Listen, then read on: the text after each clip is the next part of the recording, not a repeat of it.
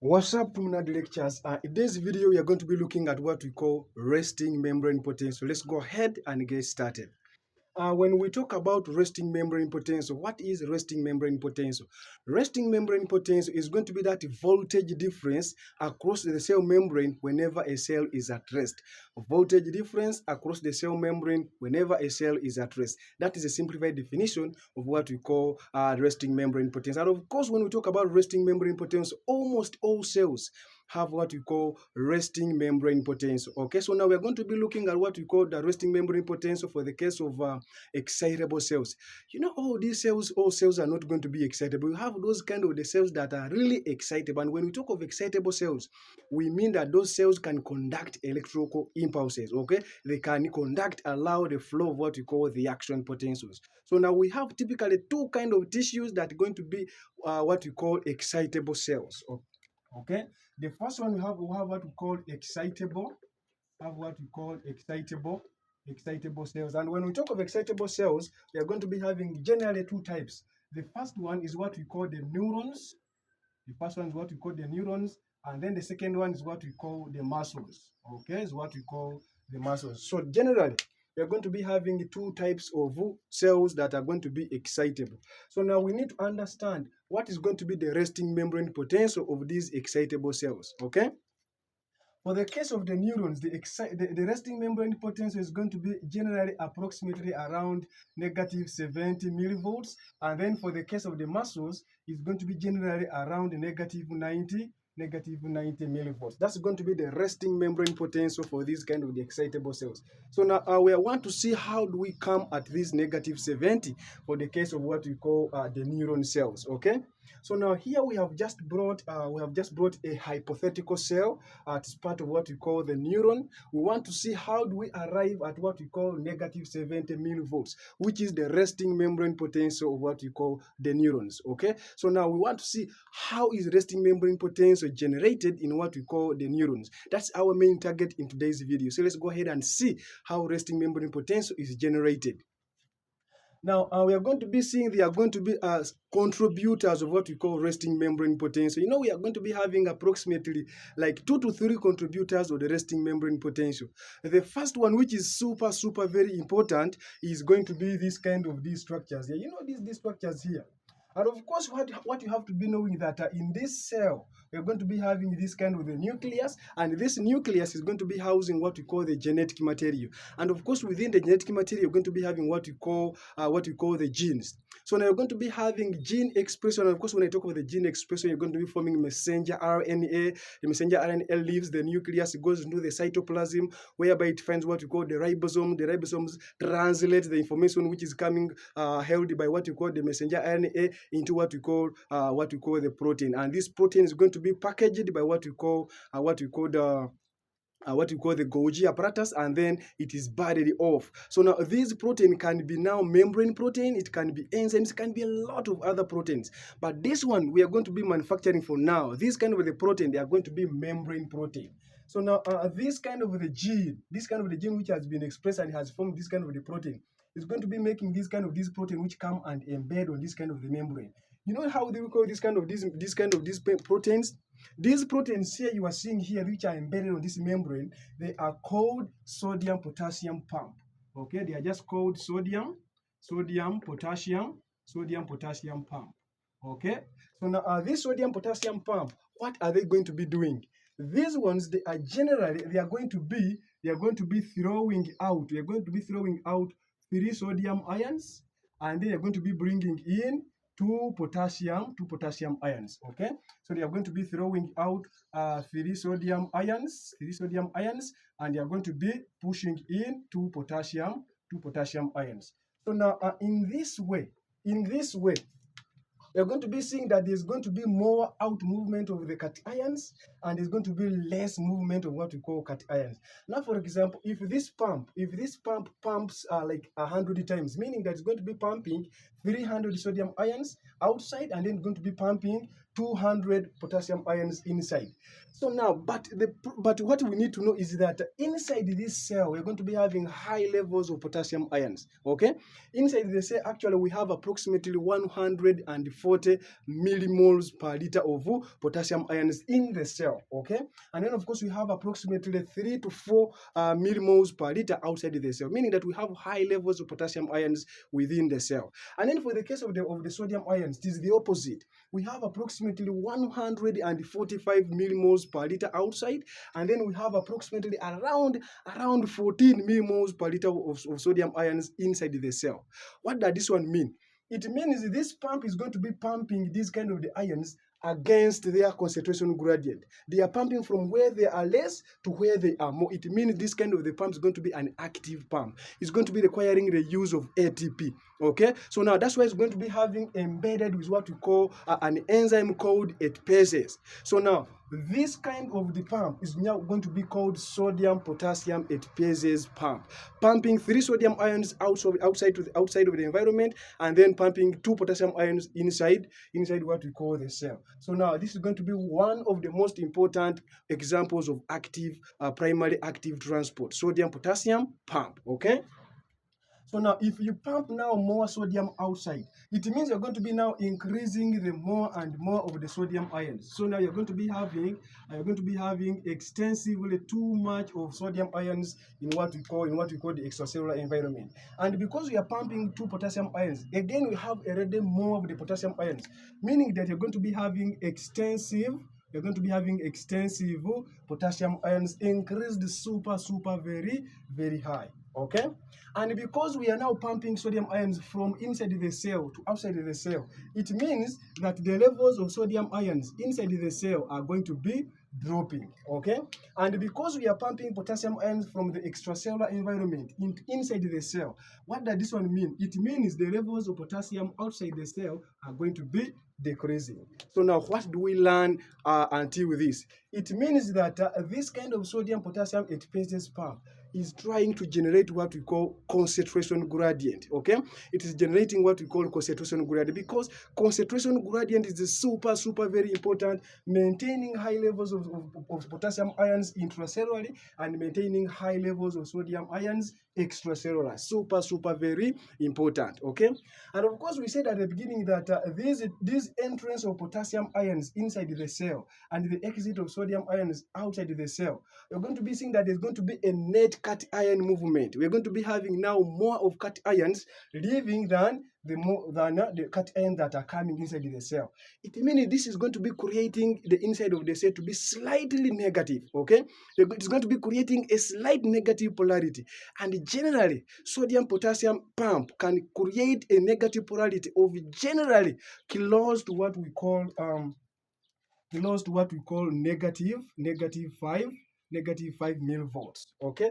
Meaning that on the resting membrane potential, sodium potassium pump is going to be generating only negative 5 millivolts. It's something very small, but we said that the resting membrane potential is close to negative 70 millivolts. But sodium potassium ATPases pump has just created only 5 millivolts. So now, how do we arrive at the 70 millivolts, negative 70 millivolts? So let's go ahead and see how we arrive at 70 negative 70 millivolts, okay? So now we are going to be having again a gene being expressed, and this kind of the gene which are going to be expressed, they are going to be leading to the formation of the proteins, and of course the proteins are going to be membrane proteins. They are going to be moving, and then they get embedded in this membrane. You know how we call these proteins here? These proteins are super very important in what we call generation of the resting membrane potential. You know how these proteins are called? These proteins here you are seeing embedded on the membrane are what we call potassium leaky, potassium leaky channels, okay? What we call potassium leaky channels. And of course, if they are potassium leaky channels, they are going to be now allowing the movement of potassium ions either way, okay, inside and then outside. But we need to know where exactly do you think these potassium leaky channels are going to be allowing potassium to go? We said that we have high levels of potassium inside the cell.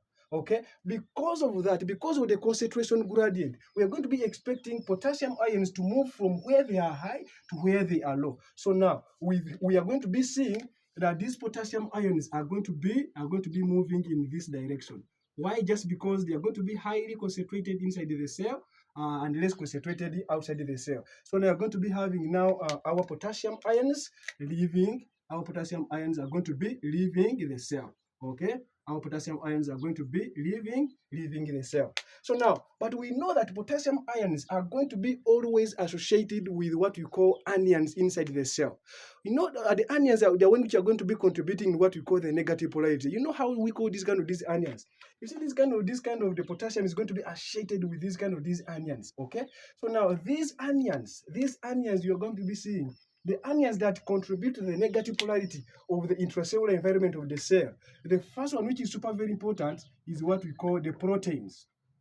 Okay, the proteins are one of the most important anions that contribute to the negative polarity. Another one is what we call the phosphate, and even what we call the sulfate. Okay, so now because of that, these anions are not going to be able to move outside of the cell just because of the size. For example, the proteins, the amino acids are going to be negatively charged and they are too large to move across what we call the cell membrane. So now these are the ones which are going to be creating the negative polarity inside the cell. They are always associated with the potassium. Now, as the potassium leaves from inside the cell going outside the cell, is leaving these anions going to be now not associated with anything. It's going to be making them to live unassociated. Okay, for that reason, these anions are going to be now having an increase in what we call the negative polarity. So now, as this kind of the potassium ion diffuses out, we are going to be having an increase. They're going to be having an increase in the negative, in what we call the negative polarity. Okay, you're going to be moving what we call increase negative polarity, meaning that as potassium ions diffuses out, the negativity inside the cell is going to be shooting. Okay, so now what do we learn up to this? It means as these potassium ions are moving, this kind of the negative polarity, which is going to be created by the diffusion out of the potassium, this is simply called diffusion potential. It's simply called diffusion. It's simply called diffusion potential. Simply called the diffusion potential of potassium. So now it is that potential that's going to be driving the potassium ions from inside the cell to the outside of the cell, and it's going to be creating this kind of the negative polarity inside the cell. And what's going to be happening now? Generally, time is going to come. The time is going to come whereby there is going to be no net movement of the potassium ions, in spite even when the membrane is still permeable to what we call potassium. Okay, so now it means as more potassium leaves, the remaining potassium inside the cell, it is becoming very hard for them to leave. Why is this very important? Now, the diffusion potential of potassium, it is going to be increasing as potassium moves out. It can increase and increase and increase until it reaches that point whereby there is no net movement of potassium ions. And when we talk of that, it means we have reached what we call equilibrium potential of what we call potassium. Okay, it means we have reached what we call equilibrium potential of what we call potassium. And for example, what is the equilibrium potential of potassium? How do we call that kind of the equilibrium potential of the potassium? That kind of diffusion potential at which there is no net movement of what we call potassium ions, in spite when even the membrane is still permeable to potassium. So now, generally, the equilibrium potential of potassium is going to be around negative 90 millivolts. Okay, so now at negative 90 millivolts, this is the potential at which there is no net movement of the potassium ions. Okay, so now the potassium ions are not moving out, and they are not going to be moving inside, meaning that this negative polarity which is created inside is now enough to start pulling back these positive cations of what we call the potassium ions. This is super very important, and this kind of the equilibrium potential of potassium ions was discovered by one of the great scientists called Walter Nernst. For that reason, equilibrium potential of potassium can also be called nernst potential. Okay, it can also be called the nernst potential. Okay, nernst potential. And of course, when you talk of nernst potential, it is that potential during which there is no net movement of potassium, in spite when the membrane is still permeable to what we call potassium. Super beautiful. Okay. So now, but we said that this cell will need to be negative 70 millivolts, but now we have moved up to 90 millivolts by the influence of what we call leaky potassium channels. So now, how do we bring it back to around negative 70 millivolts? We are going to be coming back to our gene. You see this gene here, this green gene, is going to get expressed to form what we call protein, and this protein will be packaged and then budded off the Golgi body, and then comes and embed on this membrane. You know how do we call this protein?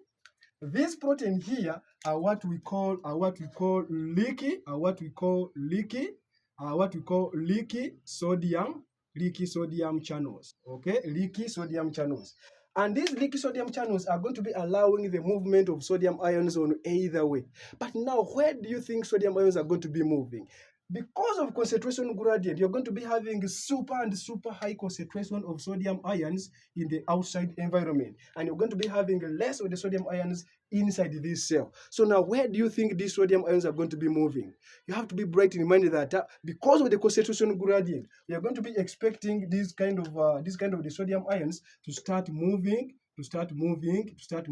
in. Okay, so now this is going to be the direction of for sodium ions through these leaky sodium channels. But what I want you to know, during resting membrane potential, the membrane is super 100 times permeable to the entrance of is 100 times permeable to potassium than what we call sodium. That is something very important to note, that during resting membrane potential or at rest, generally the cell membrane is permeable to the movement of potassium ions than what we call the sodium ions, approximately 100 times more permeable than the sodium ions, meaning that you're going to be having a slow increase of we're going to be having a slow in movement of what we call sodium ions. Okay, so now if we bring in sodium ions inside here, what are we going to be creating? Now we're going to be creating this kind of small entrance of what we call these potassium ions. So now if we have high levels of anions, we have high levels of the negative polarity,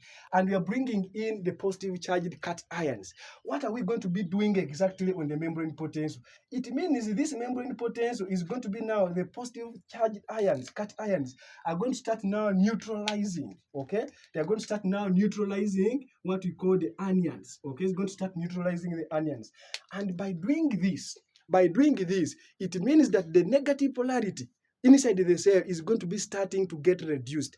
And how do we call this kind of a situation whereby the inside of the cell is now becoming less negative? We say that the cell is becoming depolarized. Okay, so now meaning that these leaky sodium channels, because they are allowing the entrance of these sodium ions, they are going to be causing a slight depolarization. Okay, and that kind of slight depolarization is going generally to move it's going to be move this kind of the negative 90 millivolts, which was created by the leaky potassium channels, back to around negative 70 millivolts. Okay, it's going to be moving it back up to around negative 70 millivolts, meaning that the negative 70 millivolts is going to be coming as a result of the leaky sodium channels, making this kind of the slight depolarization inside the cell.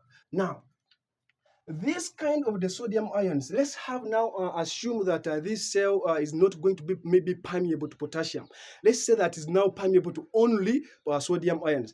Generally, this kind of the diffusion of what we call sodium ions, okay, inside here, it is going to be creating this kind of positive polarity. Okay, it's going to be creating this kind of positive polarity. Time will reach whereby there is going to be no net movement of the sodium ions, even when the membrane is still permeable to what we call sodium ions. And at this point, we say the equilibrium potential of sodium ions is going to be reached. Okay, at that point, you're going to be seeing what we call the equilibrium potential of what we call the sodium ions. We say it is reached, and generally, it is going to be reaching when the membrane potential is going to be around positive 60 millivolts. Okay, so now equilibrium potential of sodium is always reached when it is positive 60 millivolts. It means during this time, there is no net movement of the sodium ions, in spite of that, the membrane is still permeable to what we call sodium, okay? And this kind of the positive polarity, which is going to be created by the influx of these sodium ions, this is going to be what we call the diffusion potential of what we call sodium, okay? Creating this kind of what we call the positive polarity inside, which leads into what we call the depolarization. Meaning that as more of the diffusion potential of sodium increases, time will reach whereby there is no net movement of the sodium ions. In spite of that, the membrane is still permeable to what we call sodium ion. So now this is what we call now the equilibrium potential of sodium. And of course, you may even simply call it nernst potential of sodium. Okay, you may even call it nernst potential of sodium. Okay, nernst potential of sodium. Okay, during this time, there is no net movement of sodium, in spite of that the membrane is still permeable to what we call sodium. So now, what do we learn up to this? We are seeing that they are going to be contributors of the resting membrane potential. These are going to be the contributors of the resting membrane potential. So now, contributors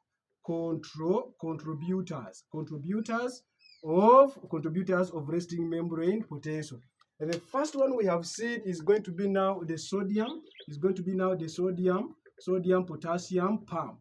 Okay, sodium potassium pump is going to be generating approximately -5 millivolts. And besides that, sodium potassium pump is going to be also helping in the maintenance of the resting membrane potential. You know how it is making the maintenance of resting membrane potential? It's just because it is this sodium potassium pump that creates what we call concentration gradient, throwing out 3 sodium ions and bringing in 2 potassium ions. It is making that inside the cell should be always constantly having too much of the sodium ions, and it is making sure that the inside of the cell is always having high concentration of potassium ions. It is such another beautiful thing. So now, one of the most important thing in maintenance of resting membrane potential is this kind of this pump, which we are calling the sodium potassium pump. And then, of course, another contributor of the resting membrane potential is going to be what we call selective permeability of the ions. Okay, selective permeability of the ions. And when we talk of that, we're going to be having these potassium leaky channels. Okay, we're going to be having what we call the potassium leaky channels. Okay. So now we have seen that the highest contributor of the resting membrane potential is going to be by the influence of what we call leaky potassium channels. And that is why when at rest, when a cell is at rest, it's super highly permeable to what we call potassium ions than sodium ions. And of course, we have said that we also have what we call sodium leaky channels. Okay, sodium leaky channels that was causing a slight depolarization, that was pulling the negative polarity from negative 90 millivolts to close to around negative 70 millivolts, which is equivalent to the resting membrane potential of what we call the neuron. So now we are seeing that the 3 contributors of the resting membrane potential is sodium potassium pump, and then potassium leaky channels, which contributes the bigger percentage of the resting membrane potential, and even also the sodium leaky channels. Collectively, they are going to be helping information of what we call resting membrane potential and maintenance of the resting membrane potential by what we call sodium potassium pump, ensuring that extracellular environment is high in sodium, and then intracellular environment is always high in potassium ions. Okay, so now this briefly covers what we call resting membrane potential, and in the next video we're going to be now looking at what we call the action potentials. After you have created the resting membrane potential, then we need to go ahead and see how do we form what we call, or how do we initiate an action potential. That's going to be now the next video, just in the near future. Thank you very much for watching, and if you think whatever I've talked is making sense, you're really benefiting, please, you can support me, and you can do that by a couple of means. You like the video, comment down in the comment section, you share the video to someone else that